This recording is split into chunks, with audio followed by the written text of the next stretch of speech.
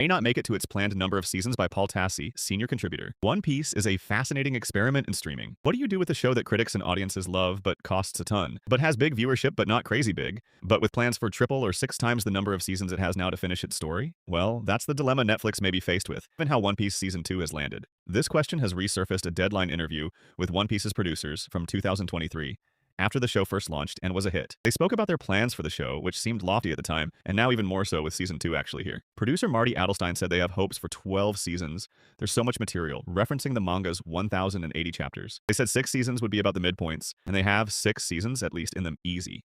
12 seasons seems entirely out of reach, where Virgin River, a show that is no doubt a fraction of One Piece's estimated $18 million per episode budget, will set the Netflix scripted longevity record with Season 8 next year. But even 6 seasons is ambitious. One Piece, despite a 2.5-year wait between seasons, did experience a relatively low drop from premiere to premiere, at least in the context of how many other shows perform. Wednesday Season 2 lost about half its viewers. That said, it did lose viewers. Season 2 had 16.8 million views in its first 4 days, compared to Season 1's 18.5 million. Ideally, you'd want to see that going up rather than down if you had very long-term plans for a show like this. Game of Thrones, for instance, a show that at least one point had a similar budget as One Piece episodes, saw its viewership increase every year. This time, One Piece never even made it to number 1 in at least the United States top 10 list, though it did better globally. This was always going to be a tough project given the sheer size of the original manga and anime, and how long a show would go and how much it would cost to get there. The idea was always that it wouldn't go the full distance, and recently creator Eiichiro Oda said he knew where he thought the live-action show should end, though he didn't elaborate. The goal, of course, is to let One Piece go on as long as it needs to. Fans love it.